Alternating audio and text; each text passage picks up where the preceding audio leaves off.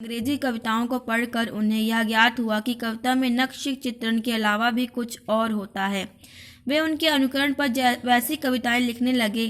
कुछ अंग्रेजी पुस्तकों का हिंदी में अनुवाद भी विभिन्न लेखकों ने इस काल में किया। ज्ञान विज्ञान के प्रचार प्रसार ने भी हमारी पारस्परिक दृष्टि बदल दी। रोमांटिसिज्म एवं कम्युनिज्म जैसे आंदोलनों से भी भारतीय साहित्य प्रभावित हुआ, इसमें दो राय नहीं। औद्योगिकरण, संचार साधनों में वृद्धि, नई अर्थव्यवस्था ने भी भारत को नूतन गत्यात्मकता की ओर अग्रसर किया। इसे बहुत से लोगों ने पश्चिमीकरण ना कहकर आधुनिकीकरण की संज्ञा दी।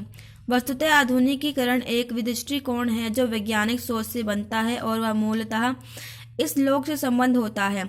आधुनिक कला में विकसित मानवतावाद मनुष्य की समता, स्वतंत्रता आदि का सिद्धांत सामाजिक न्याय के आधार पर उचित माना गया।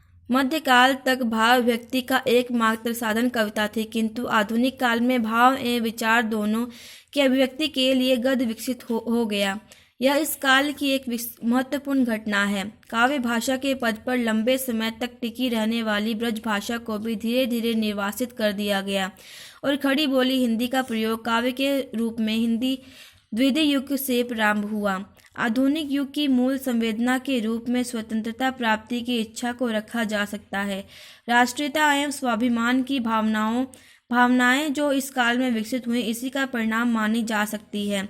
एक ओर तो हम रूढ़ियों परंपराओं से मुक्ति हेतु छटपटाने लगे, तो दूसरी ओर अपनी परंपरा से श्रेष्ठ जीवन मूल्य लेकर नवीन विचारों को आत्मसात करते हुए आगे बढ़े।